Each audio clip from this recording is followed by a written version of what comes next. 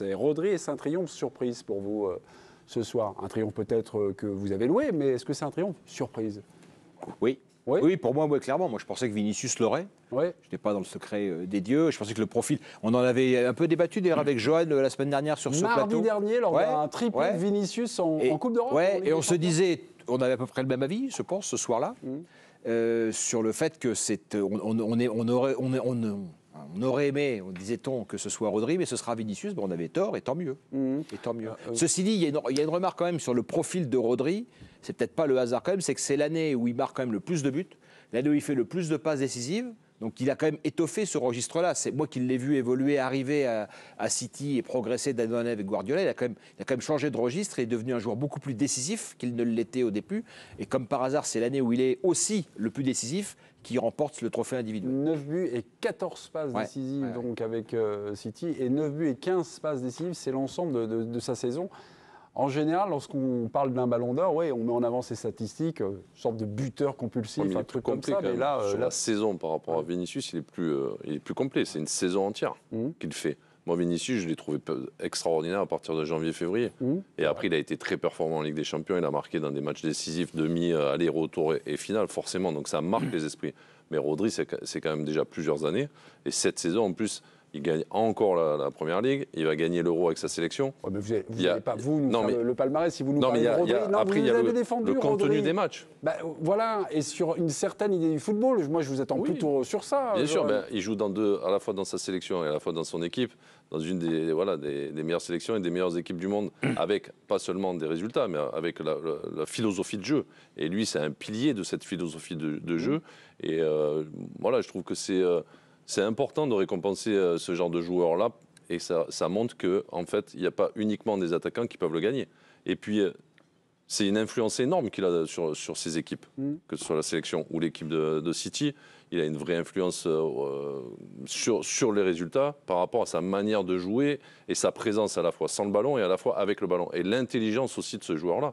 Donc moi, je pense que Vinicius aurait pu l'avoir. Ça n'aurait pas été un scandale non plus.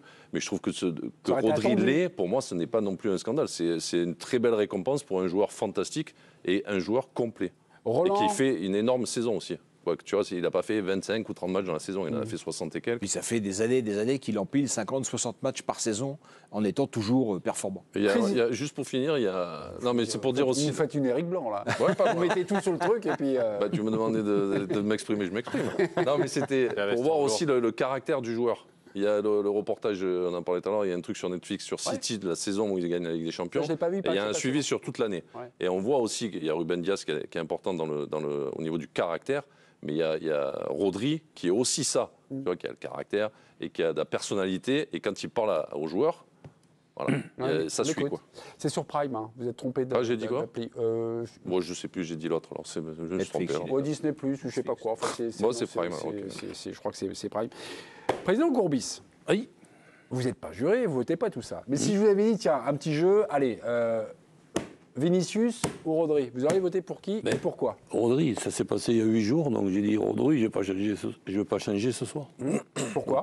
Tout simplement parce qu'il est au carrefour de toutes les organisations qu'on peut imaginer, est en plein cœur de l'équipe, il est régulier, et en plus, coïncidence, il y a eu un coup malheureux, quand il commence à se plaindre qu'il y a trop de matchs en jouant tous les 3 jours, quelques jours après, il se fait les croiser. Donc, ce qui m'avait fait quand même beaucoup de peine. Donc, je pense que c'est tout simplement mérité de sa part. Ça ne veut pas dire que Vinicius n'aurait pas pu l'avoir. Mais si ça se joue à pas grand-chose, tant pis. J'ai une petite faiblesse de plus que pour Vinicius, enfin, pour Rodri que pour Vinicius. C'est drôle ce qu'on décrit là, Rodri, mais par rapport à ce qu'on a vécu avec les buteurs compulsifs, les lauréats de ces dernières saisons. En général, c'était pas ce qu'on louait, Rodri. Là, on nous fait une spéciale Rodri, mais en général, c'est pas ça. Les jurés votent pas. Non, mais c'est bien que ça change un peu. C'est bien que ça. Pour moi, c'est la victoire du football. Franchement, c'est la victoire du football. En tout cas, le football que j'aime, le football collectif, c'est un joueur qui rend les autres meilleurs. Johan louait son intelligence. Il la met au service. Il la met au service de son équipe. Tout ce qu'il fait, c'est en fait, ça, quand on le regarde jouer. On est derrière un écran ou en tribune, on a l'impression que ce qu'il fait, c'est l'évidence. Sauf que c'est pas l'évidence pour tout le monde, mais c'est l'évidence. Et il fait toujours le bon choix. Il prend toujours la bonne décision. Il fait toujours le geste technique juste, parce que techniquement, la balle, elle n'arrive jamais ni trop forte, ni pas assez forte, ni trop longue, ni trop courte. Elle est toujours dans le bon dosage, toujours dans le bon angle. Elle fait progresser l'équipe. Il est décisif parce qu'il n'est peut-être pas à la dernière passe ou à la finition, mais il est souvent à la première passe. Et celle qui va déséquilibrer l'adversaire. Moi, je suis vraiment très content que ce soit lui, même si je pensais que ce serait Vinicius, pour les critères envisagés. Joe disait oui, Vinicius, c'est janvier, février. Mais si, c'est 3 semaines en 2023, hein, c'est tout. Hein. En 2022, pardon. Ça marque les esprits, la Coupe du Monde. Oui, bah, lui, c'est la Ligue des Champions, il est buteur en Ligue des Champions. Oui, mais Ligue des Champions, tu l'as tous les ans. La Coupe du Monde, tu l'as tous les 4 ans. D'accord. Mais ce que je veux dire, c'est que c'est souvent les critères qu'on utilise pour le Ballon d'Or. C'est le côté, je revoyais les critères que montrait Camille tout à l'heure. Décisif et impressionnant, c'était ça? Décisif et impressionnant. Il y a un côté à la fois objectif et subjectif. Décisif, c'est clair qu'on est décisif parce que par ses buts, par ses statistiques, par les victoires. Voilà. Et impressionnant, mais qu'est-ce qui impressionne? Est-ce que ce sont les dribbles? Est-ce que c'est la qualité de la passe? Est-ce que ce sont les buts? Ou est-ce que c'est la manière dont l'équipe se comporte? Il y a des stats intéressantes aussi, c'est que dans une période où on regarde un petit peu pratiquement toutes les stats, quand ils ne jouent pas avec City, soit ils perdent, soit ils font match nul. La saison dernière, c'est très clair. En tout cas, les trois matchs qui commencent pas, c'est 3 défaites de City. C'est impressionnant quand même. Et en tout cas, quand ils jouent sur ces 85 derniers matchs. Voilà, et en tout cas, quand ils jouent, ils perdent jamais. Là où j'abonde sur ce que dit Damien, et ce que je trouve très intéressant, et c'est en ça que pour moi c'est la victoire du football, c'est que quitte à passer pour un vieux réac, on s'aperçoit quand même aujourd'hui qu'on est dans une consommation du football qui est plus la même qu'était celle d'il y a quelques années. C'est-à-dire qu'on voit beaucoup de highlights. Il y a beaucoup de gens qui regardent les matchs et qui relèvent la tête quand le commentateur s'emballe. Et en fait, on voit Vinicius quand on regarde le football comme ça. Mais si on veut comprendre Rodri, si aujourd'hui il y a des gens qui ne regardent que des highlights, que des résumés, et qui d'un coup veulent comprendre pourquoi Rodri a été Ballon d'Or, il va falloir qu'ils regardent des matchs en entier pour comprendre à quel point ce joueur est essentiel et pas seulement dans les 16 derniers mètres.